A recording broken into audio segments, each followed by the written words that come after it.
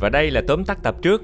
Trong tập trước thì Khoai đã cùng với mấy đứa em của mình thành công đi bộ một cái quãng đường dài để mà cùng nhau ngắm nhìn được dòng sông băng từ trên cao. Coi như là mình đã đạt được một cái ước muốn khác ở Iceland. Và nếu bà con cô bác mình coi mấy cái hình ảnh này mà thấy thích á, thì nhớ quay lại tập trước để mà coi ủng hộ Khoai nha.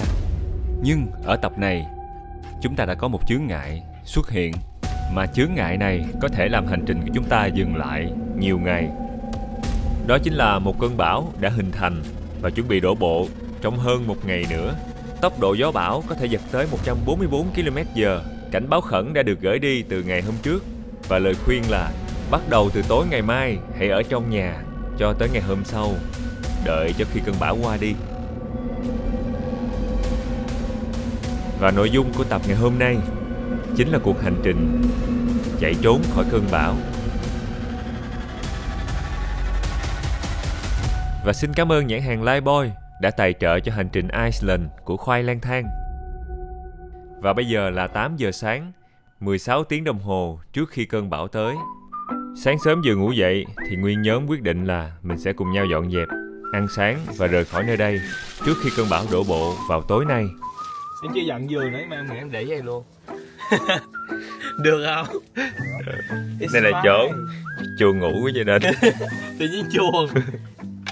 Đây là bữa ăn sáng của chúng ta ngày hôm nay. Chúng ta lại có đồ hộp. Chúng ta... Ê, không lấy pate ra. Sao mình không chiên trứng ta?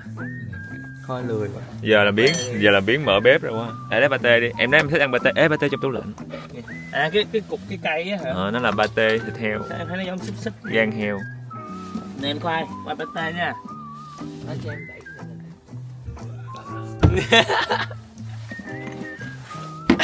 Ê.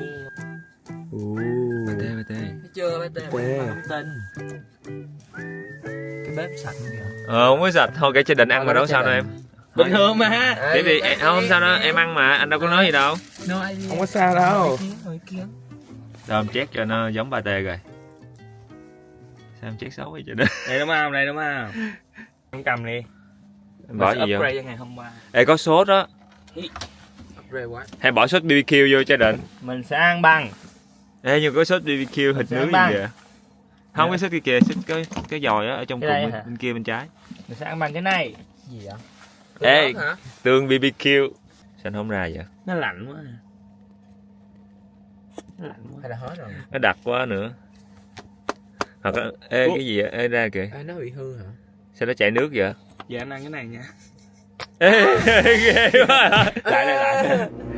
Ê, nó ra một đống vậy. Gia đình ăn đi. Rồi. Ê, Không, cái này của em múc từ đây ra đi. Giống Halloween. Cái mù tạt nó ngon ghê á. Mù tạt ngon mà. Nó nồng nồng lên. Xô gà. Chỉ điều này cho Định nó xịt ra thấy ghê Sợ thôi. nhìn gớm quá, không dám ăn luôn á. Rồi là hình cái mặt người nè, vẽ thêm cái miệng ra nữa. Vì xung quanh bán kính mấy chục cây số cũng không có nhiều nơi bán đồ ăn uống mọi người. Nên là cái cách mà ăn ở trên xe như vậy rất là phổ biến khi mà mọi người đi du lịch Iceland. Nhiều người ta chỉ ăn bánh mì hay lương khô thôi. Mình ăn vậy là cũng coi như có nhiều chất rồi. Hoạt động của anh là đứng yên uống sữa. Sao nó ngồi chỗ cửa sổ kiểu nhìn ra uống vậy? Em uống sữa mà như uống cà phê vậy? Kids.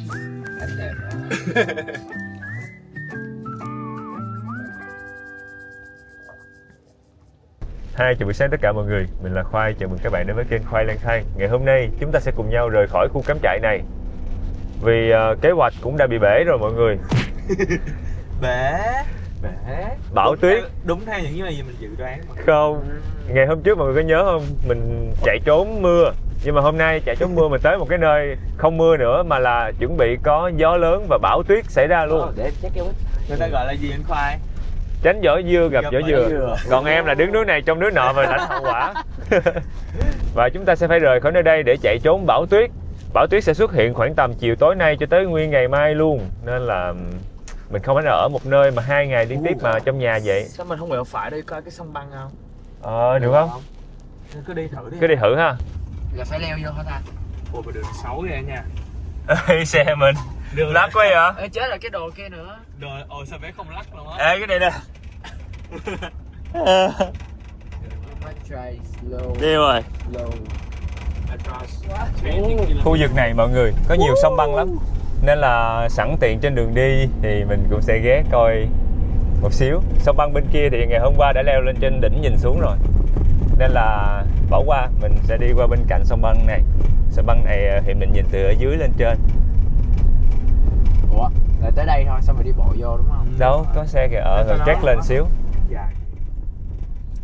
Bọc. Ê, nhưng mà cái này đi gọn quá, hôm qua mình đi cực quá ha.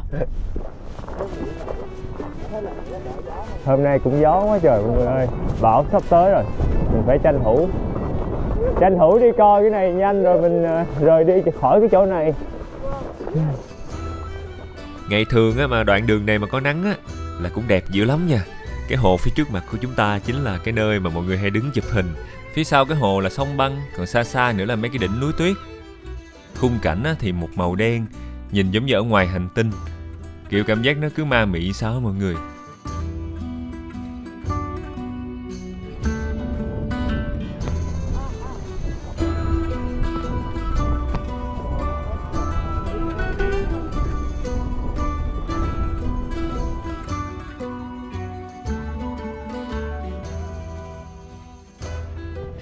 Khúc này thì băng đã bị dính bụi, tro.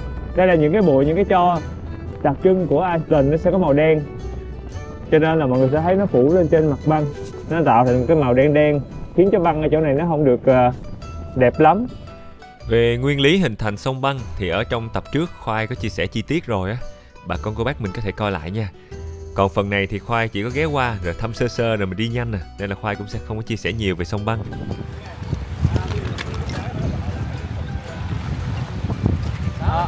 Ủa, nó như tiếng nhạc á.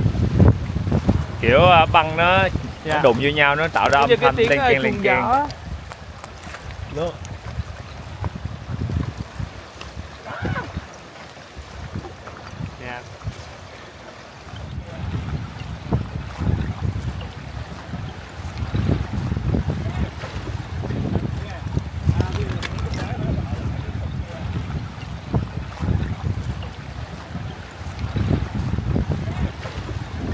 Đây là khuôn mặt của một người giống như kiểu là bị hụt hẫng, giấc mơ hụt hẫng. Còn đâu làn nước trong xanh, Nước băng đục tuyết ngầu lạnh luôn. xuyên thấu xuống dưới đẩy. Đó chỉ là mơ ước thôi, ngày hôm nay không thực hiện được thì ngày hôm sau mình lại làm lại thôi. Yes. Ủa, cô đã trong suốt vậy? Đẹp không? Ồ. So. Cụm này còn đẹp hơn nè, trong suốt luôn. Con này đẹp quá à, lấy cục đấy để cho anh đi anh. Rồi, 2, 3. Mấy người bắt được Súng. anh để được cho mấy người bắt được con cá. Nè, đây là chiếc lợi phẩm. Hey! Trời ơi. No. Và sau khi lên lại xe thì Khoai đang nhìn thấy cái ngọn núi tuyết phía trước có một điều bất thường.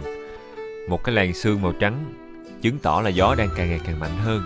Và tuyết ở trên đỉnh núi đang bị thổi bay ra khắp nơi, báo hiệu cho một cơn gió lớn sắp tới. Vậy nên chúng ta cần phải rời khỏi nơi này thiệt nhanh. Như mới vô cái luồng gió hả? Kìa, cát nó bay kìa. Rồi gió to đó. Gồng luôn á. Gồng. Kiểu qua lại cho nó. Ghê quá à. Bởi vì người ta mới kêu là đừng có chạy xe hôm nay đó. Ủa, nên như kiểu đi giữa bão cát á. Ê, nhưng mà tự nhiên cảm thấy nó cũng phấn khích quá ta. Tự nhiên đang phấn khích thấy cái lốc xoáy. Eo. Ơi, không muốn gì đâu. Tự nhiên siêu luôn á. Ghê quá mọi người. Mọi người có cảm giác được là bão xung quanh Khoai giống như là bão gió vậy. Anh đang chạy 70 thôi. Gió bụi mịt mờ luôn. Kiểu hyper focus luôn á. Kiểu thấy bão cát xong cái nó tôi cái nó bể kiến luôn. Trời, cái gì ghê vậy? Ê, mà đường này hình như bị ghê sao ta, thằng chỗ mình nãy là yên bình nè. Đúng như là kế hoạch á, thì chúng ta sẽ cùng nhau chạy xe 5-6 tiếng liên tiếp. Và tới khoảng chiều nay là Khoai đã rời được khỏi cái khu vực ảnh hưởng của bão rồi. Và ngày mai chúng ta sẽ có những cái ngày nắng đẹp tiếp tục. Chứ nếu mà mình không rời đi á, mình ở lại trong cái bãi đậu xe này thì mình bắt buộc sẽ ở trong nhà di động tới 2-3 ngày tiếp theo mà không làm gì hết. Thì nó uổng phí thời gian của mình ở đây quá chừng.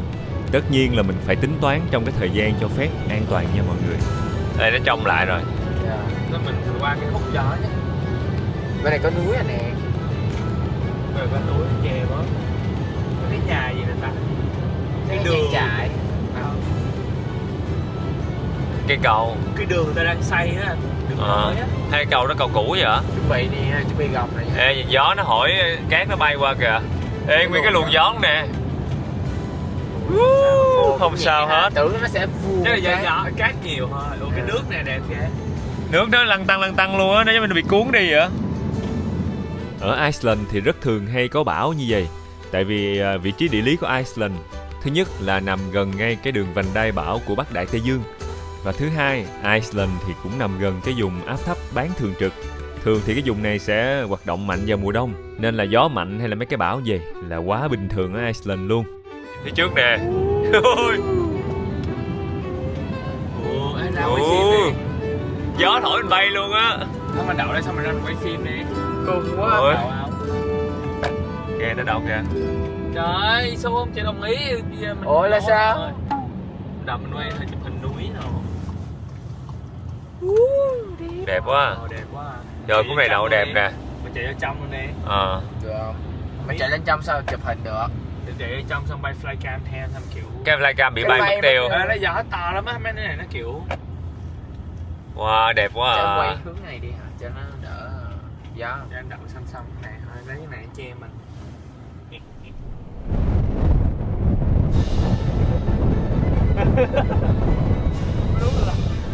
Ôi gió vậy?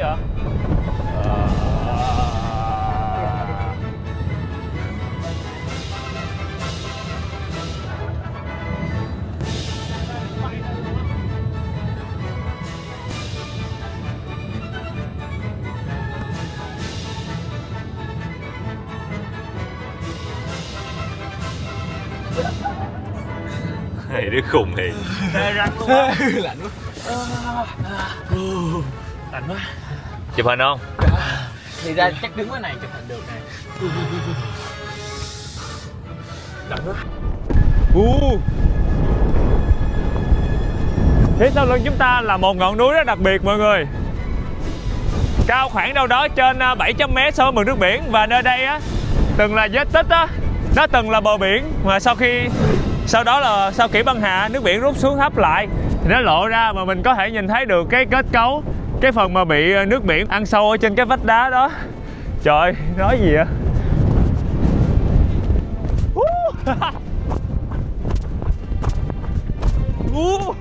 Trời ơi, chạy nhanh lắm luôn, gió thổi đi luôn.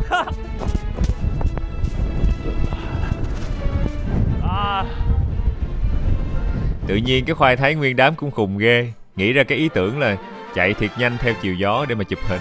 Thì nó cũng ra mấy tấm hình nhìn cũng hay hay. Rồi, chỉ dừng cỡ 10-15 phút rồi chụp mấy tấm hình kỷ niệm, ngắm nhìn sơ sơ ở chỗ này, rồi mình lại đi tiếp thôi. Cùng nhau chạy về hướng mặt trời, phía sau lưng chính là mây mù đang kéo tới.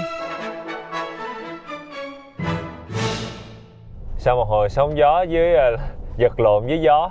Sau một hồi giật lội dội. Giật dộn là cái gì vậy? Sau một hồi giật lộn với gió thì chúng ta đã chụp được một đống hình. Và bây giờ mình thẳng tiến tiếp thôi. Rồi, chào tạm biệt người khổng lồ. Ở đây có một cái câu chuyện truyền thuyết gắn liền với cái tảng đá này mọi người. Có một cái người canh giữ vùng biển của Iceland, một gã khổng lồ mặt sắt, sống cư ngụ ở trong cái tảng đá khổng lồ này. Đó là truyền thuyết người ta kể lại thôi, để bảo vệ vùng biển ở nơi đây. Cái khu vực mà những cái vách đá mà mình đang đi qua mọi người, nó từng là bờ biển. Biển khi mà thời băng hà, nước biển dâng rất là cao và nó sẽ dâng cao lên tới những cái vách đá đó. Cho nên là mọi người sẽ nhìn thấy có những cái dấu vết của việc mà nước biển xâm thực vô trong vách đá nó vẫn còn để lại cho tới bây giờ. Vậy là nhưng mà vậy là hồi đó nếu mà thời mấy người đầu tiên trên Iceland chắc là Viking quá ha. Đúng rồi, Viking á là cái kiểu gã khổng lồ Viking mặt sắt, kiểu truyền thuyết người ta kể. Ổng sẽ ở cư ngụ trong đây, thường là mấy cái hang đá quá. Và để bảo vệ vùng biển phía bên đây, mọi người sẽ thấy nè, cái vách này là nó còn những cái dấu hiệu xâm thực của nước biển. Tại vì hồi hậu băng hà, kỷ băng hà thì nước biển cao tuốt lên trên đó luôn. Và chỗ này từng là cái vách nhìn ra biển, nhưng bây giờ nước biển rút rồi thì nó lại trở thành con đường đi của chúng ta ngày hôm nay. Nguyên một cái dãy bên kia nữa kìa. Thiệt không anh? Thiệt, anh đọc thì thấy như vậy đó. Người ta nghiên cứu nó là như vậy. Nhưng mà sao cái đúng chỗ rồi, đó nhưng mà cỏ tự xanh nhiên- ha? Chắc người ta trồng quá hả? Ê, nó nguyên cái làng luôn. Hay là nó có nhiều cái bông cờ nhà khác vậy? Hay nó giống như có mấy cái bông cơ đúng không? Không được vô, đóng cổng rồi. Anh nghĩ với khách sạn á, khách sạn nhưng mà kiểu Cửa nè. những cái lúc mà thời tiết đẹp, mùa cao điểm người ta mới mở ra. Anh khoai, Hả? trước nè. Ồ, cỏ bay đẹp quá vậy.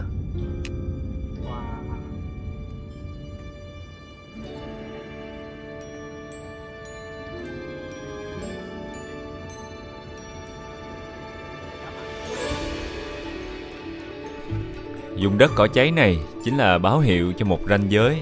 Đây chính là nơi giao nhau, nơi chuyển tiếp giữa vùng đất đen từ núi lửa và vùng đất xứ sở của rêu. Hai đi vô, xuyên vô thiệt luôn kìa. Ê, Thấy cái rìa không? thấy cái rìa mà Rìa của tầng. bụi nè. Em nó đi chậm lại không? Không. Rồi chúng ta xuyên vô trong lớp màng bụi. Sao không thấy có gì thay đổi đâu? Thì nó là bụi hơn thôi chứ có gì đâu. Ủa có phải buổi tối mình đi nó cũng giống vậy à? Ghê quá. Ui nhìn ảo vậy? À, nhìn đẹp quá ha. Ờ, Không thấy đường luôn nè. Mà sao nhìn thấy cát nó bay bay ra? mọi thứ đều trở nên huyền ảo.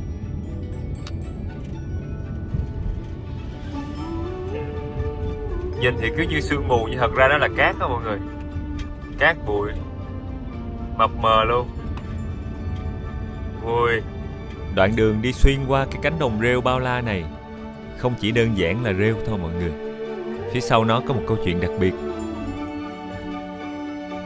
Khoảng gần 250 năm trước, từ năm 1783 cho tới năm 1784, khoảng 8 tháng liên tiếp, nơi đây xảy ra một cái vụ phun trào núi lửa. Tổng diện tích mà dung nham của cái đợt phun trào này nó đã bao phủ đâu đó xấp xỉ 500 mấy cho tới gần 600 km vuông.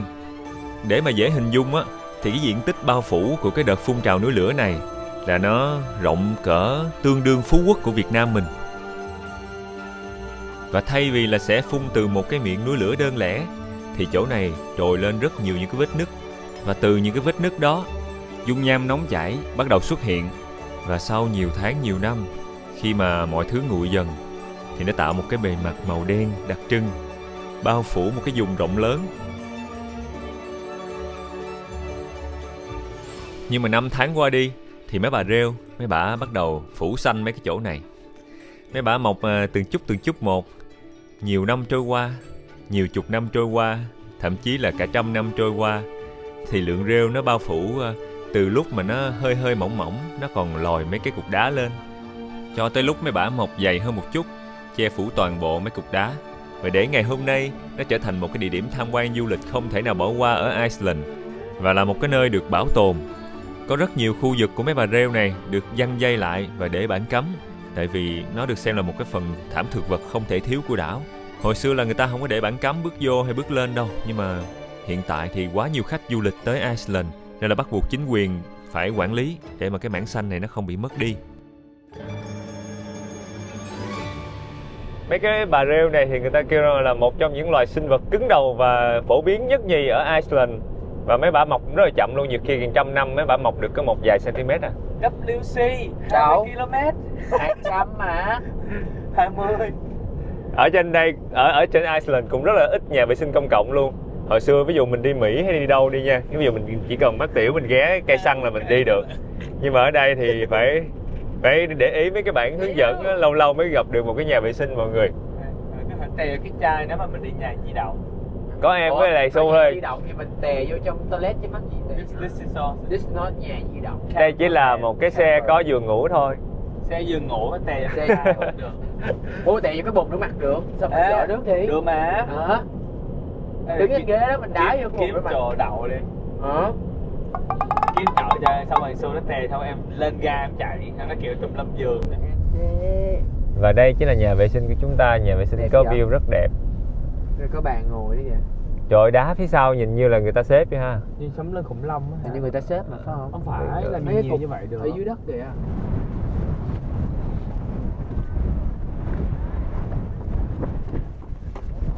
Ê, đá đó người ta xếp rõ ràng luôn cho nên. Nè. Đúng không? Ta xếp là đóng nè. Đá này mà Sheldon kêu là tự nhiên mọi người. Đá tự nhiên đó nó mọc thành 3 cục như vậy được.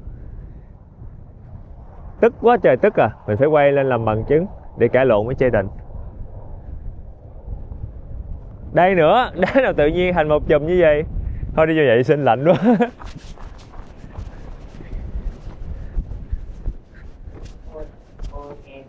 400 là bao nhiêu tiền anh? 90.000 tiền Việt Nam. Đây chúng ta có thể thanh toán online ở đây. 90.000 tiền Việt Nam một lần đi tiểu. Đấy nó sẽ là một cái đường dài khác. Sẽ là một cái hồ, một con sông. Không có sông hồ. Không có cái gì Yeah. hết. Trời I ơi. win. Kìa, thấy mấy cái 3 cái ngọn núi không? Phía xa kìa. Dạ. Đó chính là cái biển đúng không? cái biển đen nổi tiếng mà người ta hay đi á.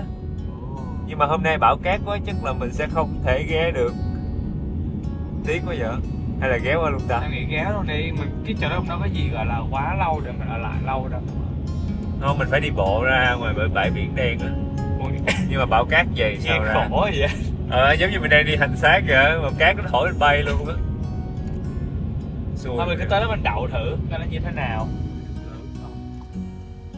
Rồi bây giờ chúng ta sẽ cùng nhau đi qua hướng bên kia, đậu xe lại, đi bộ qua để mà ngắm cái biển nè. ngắm cái cụm núi ở ngoài biển rất là nổi tiếng ở nơi này. Hướng bên kia mọi người có thể đậu hướng bên kia nhìn ngược lại, rồi mình sẽ có một cái vách bờ biển. Cái đá này nào cũng đẹp lắm, nhưng mà hướng đó thì nhìn 3 cái ngọn núi nó không đẹp hơn. Xe lắc quá vậy. Cái đường xấu. Nhưng mà xui vẫn bình tĩnh ngủ luôn. Ủa sao ngủ được hay vậy trời? Tỉnh rồi hả? Đúng rồi. Bây giờ anh nói mới tỉnh á. Tới nơi rồi Su, chúng ta đã tới rồi. Beach. Biển đen, cát đen. Cát đen. Bãi biển cát đen đặc trưng. Cái đậu đây là bị sai đúng không? Phải đi kia. Nó có bãi đậu xe trong em đi thẳng vô luôn. Sao lắc quá vậy? Ê, đồ đạc em xem biết có văng không vậy? Cứ lung tung luôn rồi. À, chỗ đây có một cái chỗ đậu xong người ta đi ra thẳng từ đó luôn. Còn chỗ đây là tourist hơn. Anh thấy nó cũng gần gần nhau thôi. Ê, mà nếu mà đứng là mình chụp hình lên vậy tối chắc cũng đẹp á. Ui, chắc mình vô chơi luôn đi. Lần đầu tiên kiểu có mũi ở Iceland gần đây, tại vì khí hậu bị nóng lên á. Yeah. Cái tự nhiên cái nơi này nó dần dần có khí hậu ôn đới. Cái cửa đúng nặng luôn á. Gì ghê vậy?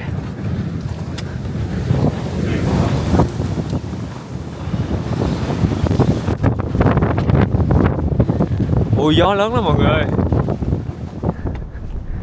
Để mọi người có thể nhìn thấy nè, cát Nestle là từ dung nham của núi lửa mọi người. Cát của magma núi lửa nó đen lắm. Gió ở đây thì nó hên xui lắm, lúc thì nó mạnh, lúc thì nó vừa vừa. Wow.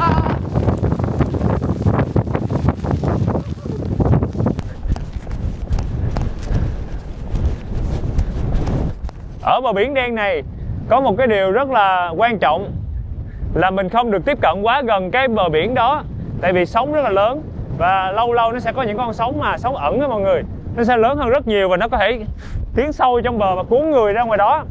Đã có rất nhiều những cái vụ mà thương tâm xảy ra khi mà du khách á đứng chụp hình này không để ý á, thì sóng biển nó lớn lên mà nó cuốn người ra không có cứu được. Nên là khi mình tới đây á, mình chỉ cần đứng ở trên xa xa thôi, tuyệt đối không được lại gần mặt nước nha. Ê, có hồi chụp hình con dâu của chú rể kìa. Cái đập núi giống Nam hả? Mà gió lớn về mà mặt đầm vậy nguy hiểm quá ha.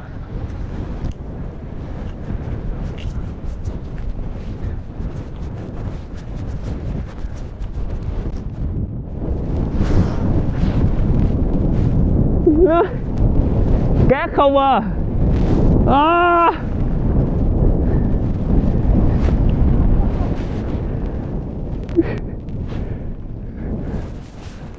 Mỗi lần mà có một cái cơn gió lớn á, là cát biển này nó sẽ bay vô mặt mình luôn mọi người. Giống như có một làn khói đen bay vô người mình vậy á. Cầm chưa? Trời, đằng kia mọi người sẽ thấy có cô dâu chú rể đang chụp hình cưới luôn. Thật sự là rất là táo bạo luôn á. Đó, lâu lâu sẽ có những cơn sóng rất là lớn, nó cuốn sâu vô. Nên là mình không được đứng gần biển quá, không được đi dọc dọc nước cái đó. Nguy hiểm. Xa xa kia mọi người sẽ nhìn thấy có hai cái cục đá nằm giữa biển á. Cái đó người ta kể là thần thoại. Cái là truyền thuyết thôi nha, người ta truyền miệng nhau thôi, không có cơ sở chính xác.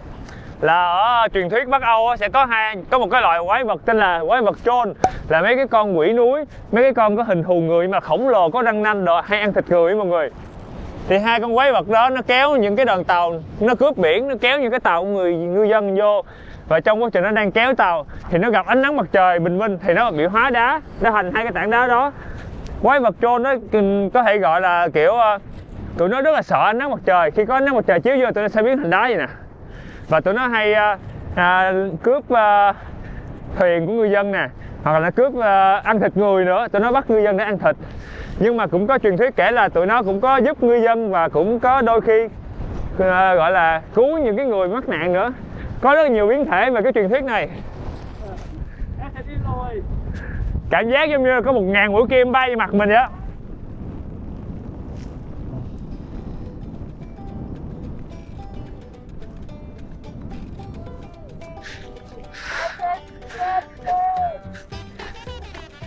Hai đứa cùng lên thôi mấy đứa ơi, mình phải chạy khỏi nơi này nhanh lên trước khi hai con quái vật rồi đó nó vô cắn mình. Đây là hai con quái vật Troll, hai con quái vật Troll, hai con quỷ núi. Hóa đá rồi. Ủa? Ê, phải đứng lên nó mới thành hai ngọn núi, còn đây bị chìm thành đá ngầm rồi. Ê, giống thiệt đó.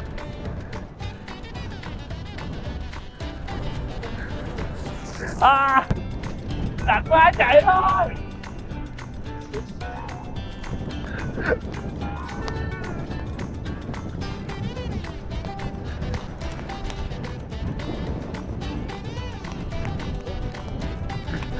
Quá.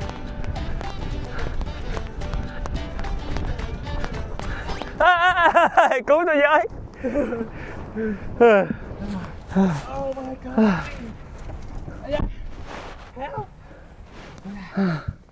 Ê, giờ người mình nửa ký cát luôn rồi đó. Em dài em đầy cát luôn à. Cái du lịch kiểu gì vậy trời.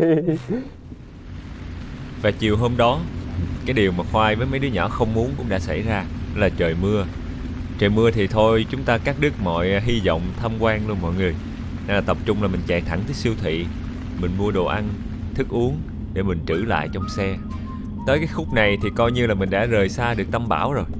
Khuya nay mà bão có vô á thì nó cũng không có ảnh hưởng gì tới mình nữa.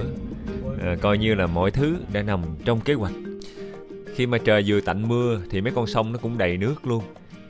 Và cái màu nước trong xanh đặc trưng của Iceland, để thay vào đó chính là cái màu đục đục. Tại đục này không phải là nhiều phù sa mà là nhiều khoáng, nhiều vôi, do đặc trưng địa hình ở đây thôi. Nên là cái màu của nó sẽ ngã màu trắng một chút. Giờ thì chúng ta sẽ cùng nhau đi siêu thị. Siêu thị Con Heo Hồng rất là phổ biến ở bên này. Ở bên đây có hai siêu thị mà Khoai hay đi, Con Heo Hồng và cái trái cam màu vàng. Thì hai siêu thị đó là Khoai thấy là cũng nhiều đồ châu Á nè, mà giá cả cũng phải chăng hợp lý. Lấy cái xe màu hồng đi.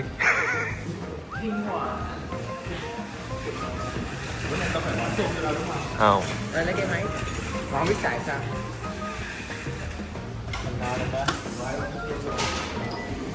Rồi xong. Cái cục này cũng hay lắm mọi người. Mình có thể quét mã cái đồ mình mua ngay tại chỗ, rồi mình ra được cái giá tiền liền luôn, chứ không cần phải đem lợi quầy mới biết được.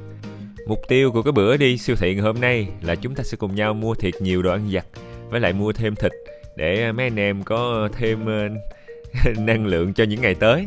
Và trước tiên chính là nước uống. Khoai thấy bên đây người ta bán cái hộp trà chanh này á, uống cũng được lắm, nó hơi quá học một chút nhưng mà rẻ mọi người. Cỡ 3-7 ngàn tiền Việt Nam mình hộp hà. Còn dưới đây có nguyên chai nước chanh cũng chua luôn nha. Mà còn zero calo nữa mọi người, là không có năng lượng nữa. 1 lít này người ta bán là cỡ 80.000. Sẵn mua thêm một cái chai nước chanh.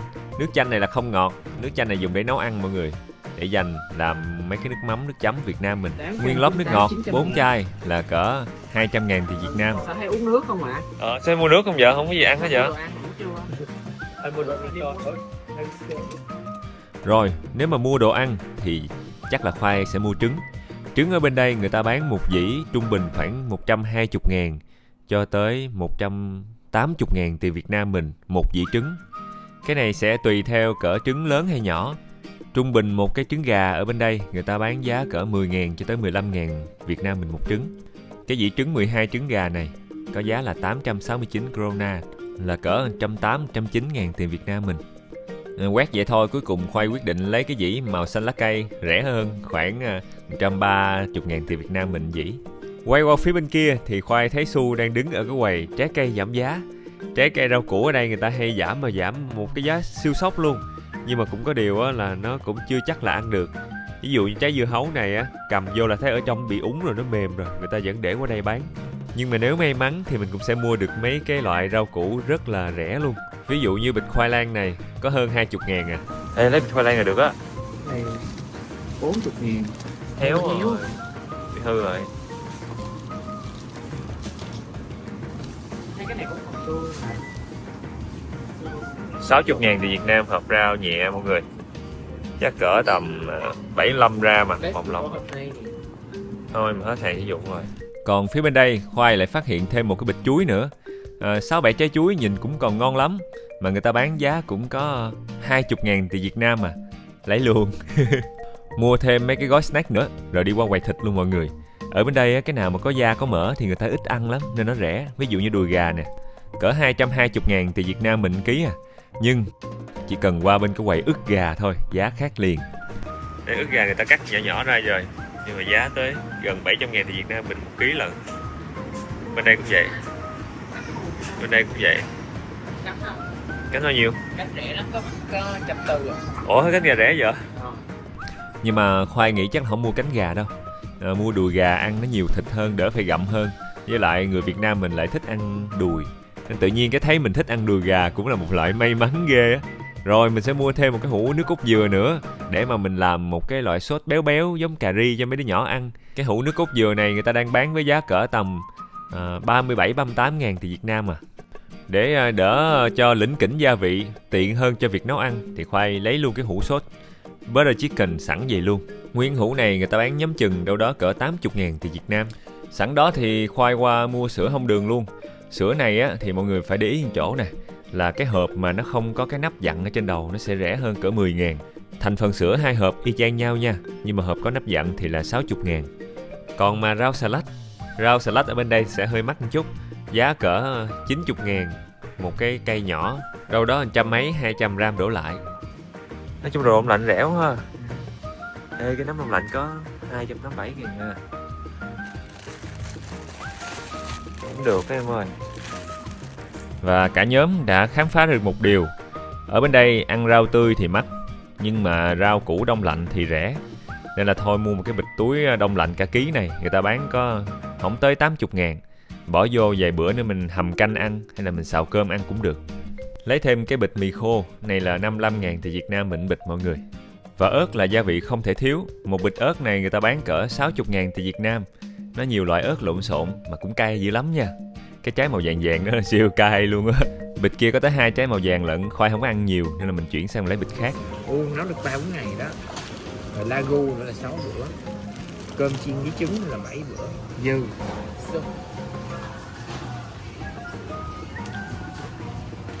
Cái đâu mà không chăm.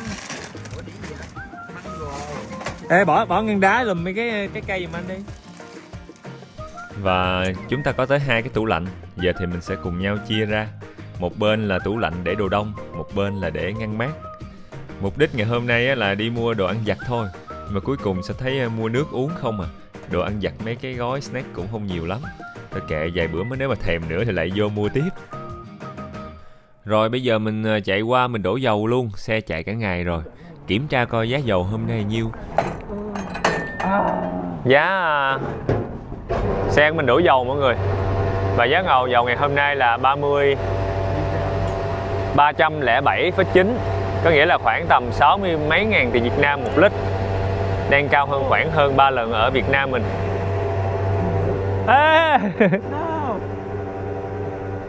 Chắc đâu đó cỡ 8 giờ mấy 9 giờ tối thì Khoai đã tới được cái chỗ mà cả nhóm sẽ đậu xe lại và ngủ tối nay. Một cái bãi đậu nhỏ nhỏ và có một cái không gian bếp rất là lớn, mình có thể vô trong đó nấu nướng thoải mái luôn. Toilet đằng sau lưng nè. Thôi đậu đi, sáng mình đi sớm mà, đâu còn view đâu. Super cool luôn á.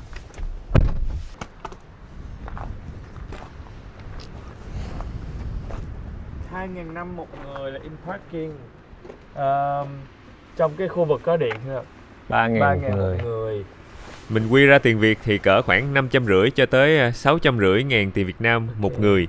3 đứa nhân lên thì cỡ 2,5 triệu mọi người. Đó là cái phí một đêm cho cái chỗ đậu xe và mình xài mấy cái dịch vụ trong này. Cái chỗ mà cắm trại ngày hôm nay người ta có một cái khu bếp chung ở trong này mọi người. Khu khá là đầy đủ luôn á. Siêu đầy đủ luôn. Khoai thấy có bếp. Có chỗ ăn luôn. Ấm cúng ha. Mình ra đây mình nấu cơm nè. Ôi nhiều bếp bây giờ. Nhiều bếp. 2 chỗ rửa chén, bên này nó là vi sóng như chỗ nấu nước luôn.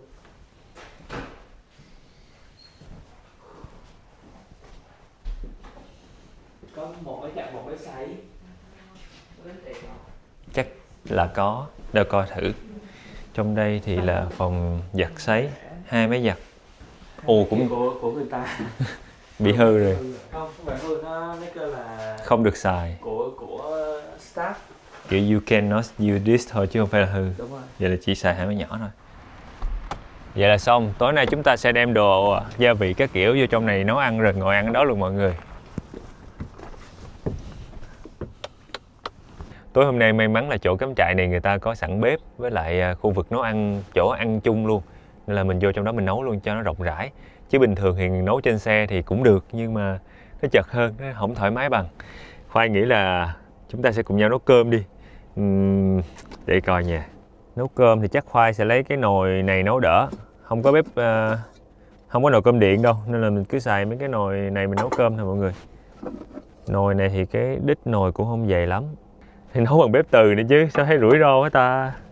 Món ăn cơm của mình ngày hôm nay, Khoai dự tính là sẽ nấu gà mọi người.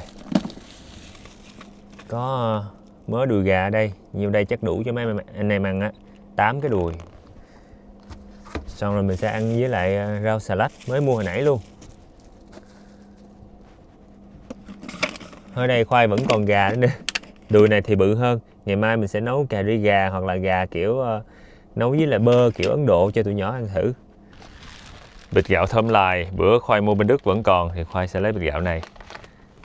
Khoai lang này mình để bữa sau nấu cà ri gà đi, mình cất vô lại. Trong cái kẽ này có cái chỗ vừa đủ để khoai lang mọi người. Vô. Rồi, đóng tủ lại.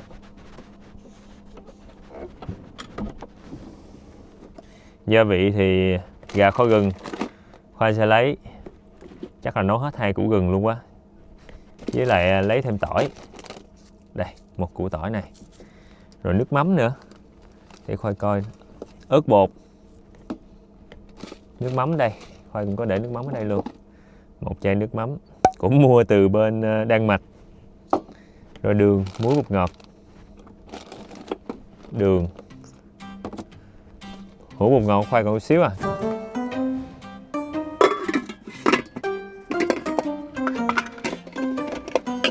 Gom hết mọi thứ gia vị vô trong đây cho gọn gọn, mình bưng qua bên kia lượt luôn mọi người. Yêu cắt gì à? Giống như là mình đang độc chiếm nguyên cái khu bếp này vậy á. Tất cả đều là của mình. Kéo ra mà em.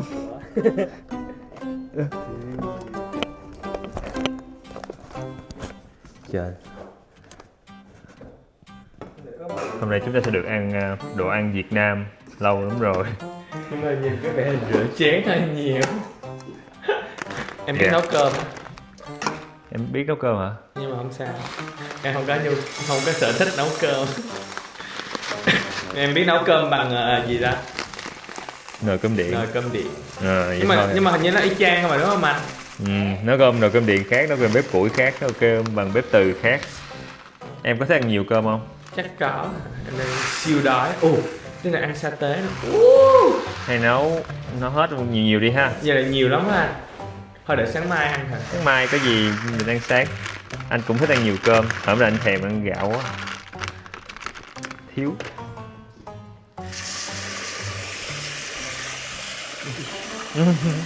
Có cái canh.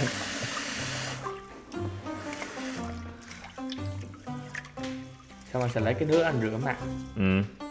Người ta kêu là nước vo gạo rửa mặt cho đẹp nè. Anh Em rửa không? Anh rửa cho em nha. Em mới rửa mặt nãy à, cho anh không rửa vậy. Anh không có nhu cầu. Tại vì mặt của anh không có cái nước nào có thể giúp đẹp được. Tại vì em cần lắm á. Em cần rất nhiều nước gạo. Em cần nước gạo từ đây đến cuối năm. Rồi sẽ rung. Khoan. Đo vậy hả? Yes. Không chính xác đâu. Em cũng thấy không chính xác á. Tùy loại gạo nữa. Laptop. Ở đây Khoai thấy người ta có đầy đủ dụng cụ nấu nướng luôn. Nồi niêu, son chảo, rổ, muỗng, dĩa, nĩa. Nấu bằng bếp từ thì Khoai sẽ nấu lửa nhỏ nhỏ thôi cho cơm nó sôi lên, rồi một hồi nữa mình đảo. Chứ nấu cái này mà lớn quá thì nó dễ bị khét đít. Và phân công công việc ngày hôm nay như sau. Jaden sẽ phụ trách việc rửa chén, nên là bây giờ Jaden được rảnh ngồi làm việc. Còn Khoai với Su sẽ cùng nhau nấu ăn. Đây là củ gừng mọi người. Mình sẽ cạo vỏ đi. Xong ngoài sắc sợi. Rồi mình bỏ vô trong gà kho. Lâu rồi chưa ăn gà kho gừng. Giờ mình sẽ xới cơm xíu nha, để cho nó đừng khét đít. Này mọi người sẽ thấy nó có một vài hột bị vàng vàng á, tức là những cái hột mà nó tiếp xúc với cái mặt đế từ á, nó bị khét á. Nên là Khoai phải xới. Chứ nó khét lại mình tiêu. Hãy nắp lại. Từ đoạn này thì chúng ta sẽ giảm tháp xuống. Chắc là tới 1 thôi mọi người. 2 đi. Cho nó ấm ấm và nó có kín hơi. Gà kho gừng thì Khoai thấy mọi người làm nhiều cách lắm. Nhưng mà Khoai chắc lần này Khoai sẽ làm theo cách này. Khoai sẽ thắng đường cho nó thành màu hơi vàng vàng. Rồi bỏ tỏi với lại một nửa số lượng gừng mình phi cho thơm lên. Không có dám làm cái màu đậm quá mọi người. Thắng đường hơi hơi thôi. Đậm quá cũng hơi sợ. Thơm à? Thơm quá trời thơm luôn á. Ngay lúc mà dầu còn nóng vậy, mình chế nước mắm vô. Cho nó thơm lên. Sẵn thì Khoai đang có hũ ớt khô. Mình sẽ đổ thiệt là nhiều ớt khô trong này. Cho nó cay, cho nó ngon. Rồi, vậy là xong cái nước ướp của mình. Ai thích bột ngọt thì thêm xíu bột ngọt sau nữa. Tại vì lúc này dầu đang nóng, bỏ bột ngọt vô không có tốt.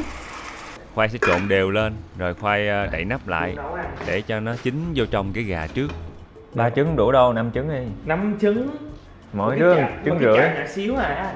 Không, trứng nhỏ xíu à. Ghê ta. Trời, một Tách tay. trứng bằng một tay luôn.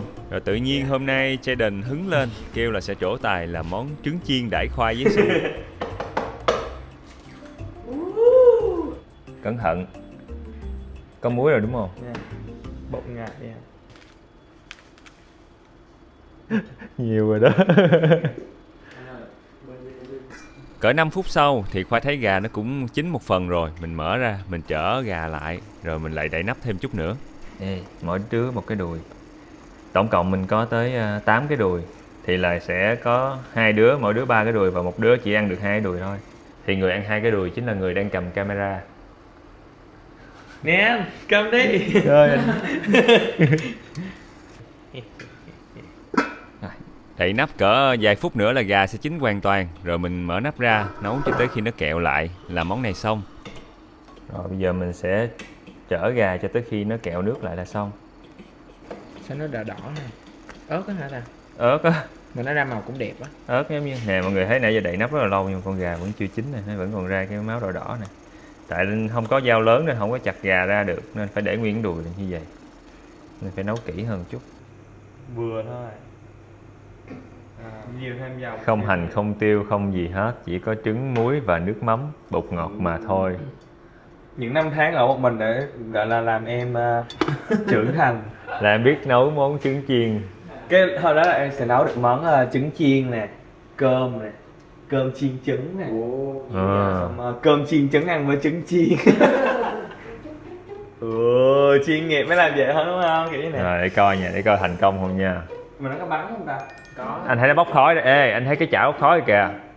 Vậy là sao? Là nó nóng quá đó. Dở lên nè. Trời ơi. Ê, nguy hiểm, lắc đi cho nó đều dầu ra. Thế là nó bị cháy cái đít rồi kìa. Bị cháy cái đít à. Chưa? Rồi, Không. em chiên đi. Không phải là trong cái lòng á. Thôi mình đừng tác động để Jayden chiên đúng cái ý của anh.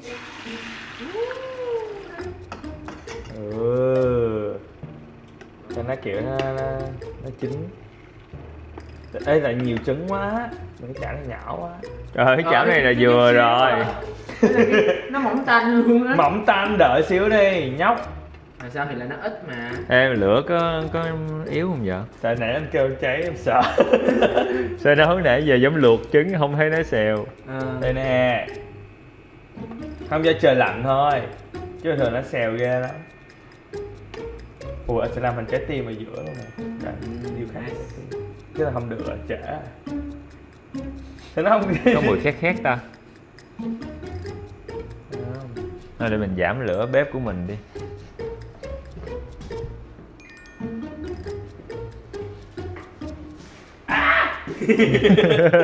Nó có cái bong bóng. Ê, coi chừng nha.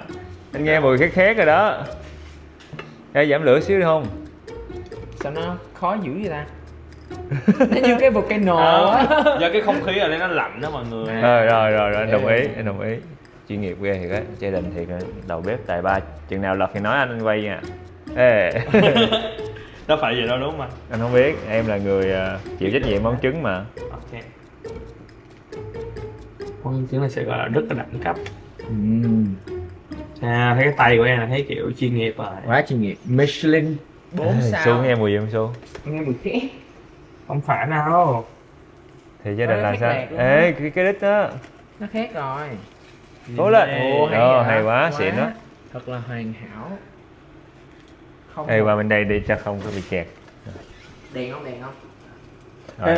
Giờ lật sao ta? Anh không biết. Mọi Chưa. quyền lực đều nằm trong tay em. Chưa đâu. Đợi một xíu nữa. Khét rồi. Cố lên. Hay quá. Ủa hay vậy? Tuyệt vời mặt trời luôn.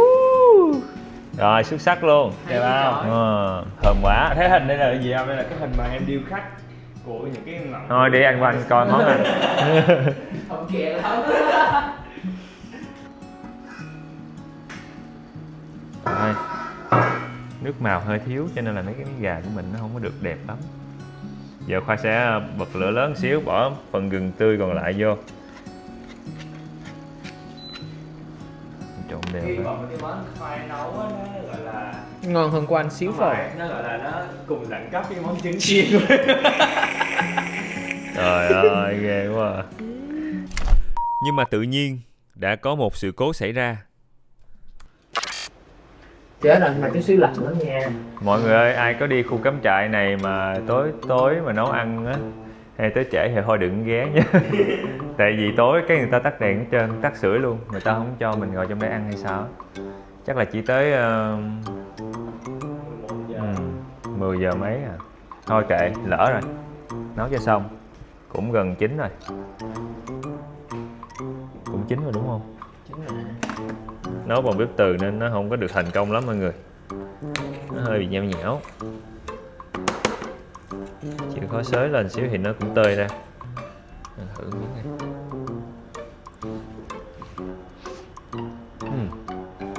Cơm dẻo là được rồi mọi người.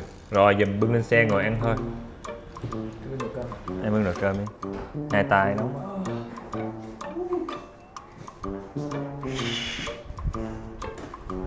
Xin cảm ơn.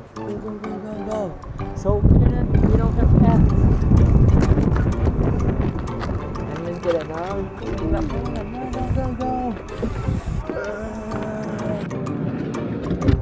Quá là hâm cúng rồi.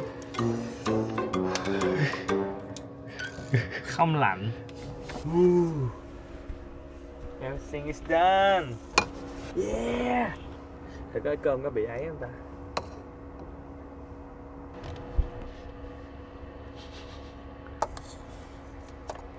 Cơm chín không?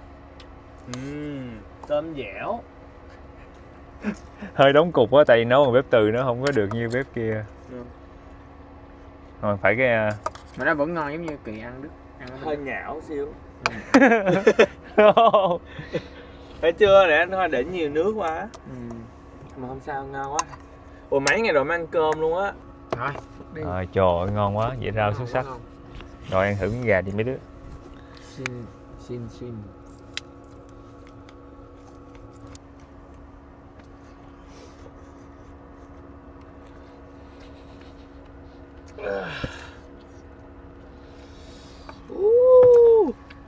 Lấy cái muỗng nhỏ hơn.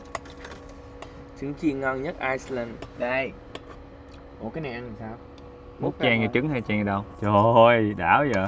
Ồ, cái đó gọi là tương ớt á hả Trà Định? Nha. Sa tế.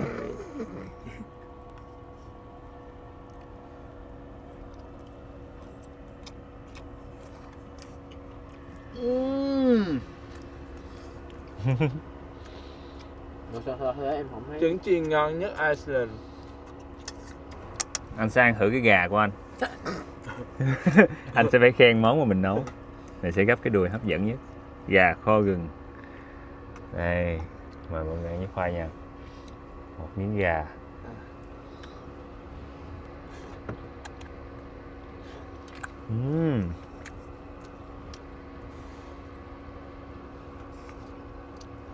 Nước mắm Việt Nam mình số 1 luôn. Nước mắm đem đi kho với lại gừng, với lại tỏi.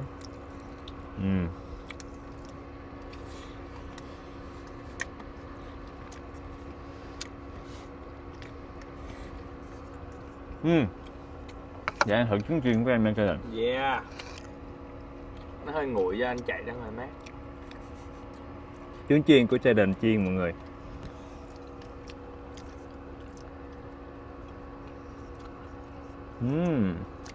Sao? Trứng chiên có vị trứng chiên nha mọi người. Mặn không anh? Ngon anh thấy vừa ăn. Vừa ăn. Vừa ăn mà. Không uổng công 1 năm trời kiểu. Mà thấy cái gà Chị này ăn á, trứng chiên. nó ngon hơn bữa mình ăn biết. Ngon hơn luôn hả? Kiểu nó mọng nước hơn. À, tại anh đậy nắp nhiều hơn, với lại nó có gừng, nó có mùi lạ lạ hơn đúng không? Ăn gà thử gia đình. Mình ăn thử. Em có lấy cái muỗng chan cái nước sốt này lên mới ngon nào. Ủa, mình không có muỗng nữa. Ồ, ngon nè. Trứng sao trời. Được không? Được không? Ngon, em thì thích nó cay thôi nhưng mà ngon. Em phải ăn với ớt trái. Ồ, cái nước sốt này siêu ăn siêu tốn cơm luôn á. Ngon á. Gà với trứng đầy đủ combo.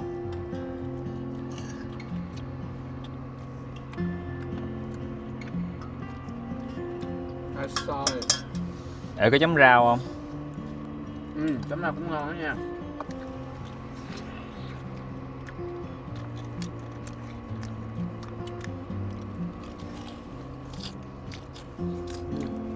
Lâu rồi không được ăn rau luôn á, bị thiếu vitamin R. Chấm rau ngon á. Nếu em ăn rau không là chấm.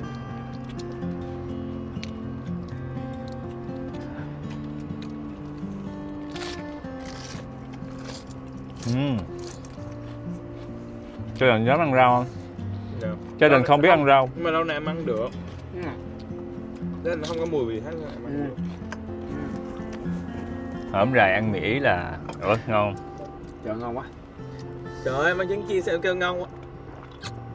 Đâu có uống nước ngọt mà. Thanks bro. Cái câu hỏi là gà và trứng là có trước. Ê, hôm nay là đúng combo gà luôn á, ăn thịt gà mẹ lẫn gà con luôn á. Cả gia đình luôn, 8 cái chân gà, nghĩa là 4 con gà, là 2 con gà trong mẹ cha với lại 2 anh em.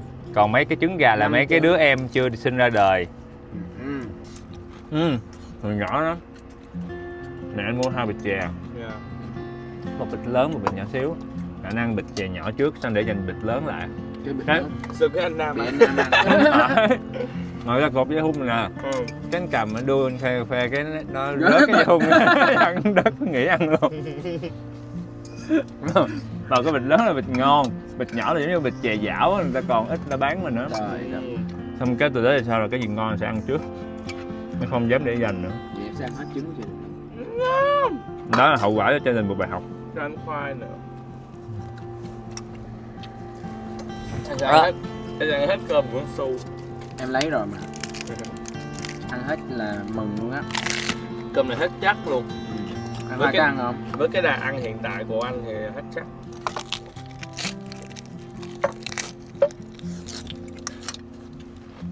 Ngon quá. Em có thể ăn cơm với cái nước này với lại sa tế không? Không cần gà nữa. Không có người đâu. Ăn còn một cái đùi đó. Em còn cái trên cái đúng không? Hay là em ăn nhanh hơn Su Sam ăn cái đùi của Su luôn thì Su không cần cái đùi nào. Nhưng mà bây giờ em lấy là xong rồi. Bật. Đi tắm nữa. Ăn tráng miệng không? Điếu rồi. Chưa gớt nữa đúng Cầm không? đèn giùm em được không? Được. Còn anh chạy trước ô tô không? Rất cảm ơn bà con cô bác mình đã coi tới đây và cảm ơn nhãn hàng Lifebuoy đã đồng hành cùng Khoai Lang Thang trong hành trình Iceland này. Hẹn cả nhà mình ở tập tiếp theo trên kênh Khoai Lang Thang nha.